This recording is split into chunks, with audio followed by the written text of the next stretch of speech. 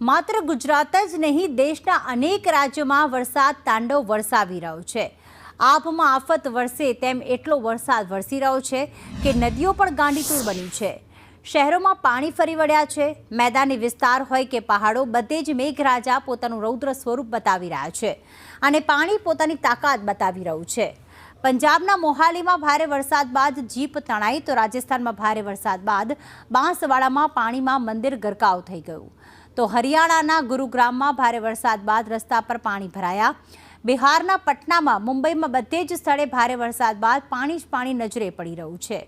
મેદાનોની આ આફત ઓછી હોય તેમ હિમાચલ પ્રદેશમાં ભારે વરસાદ બાદ ઠેર ઠેર રસ્તા તૂટ્યા, ભૂસ્ખલન પણ થયું, ઘરોમાં પાણી ઘૂસ્યા। જમ્મુ કાશ્મીરમાં પણ વરસાદ બાદ ભારે તારાજી સર્જાઈ।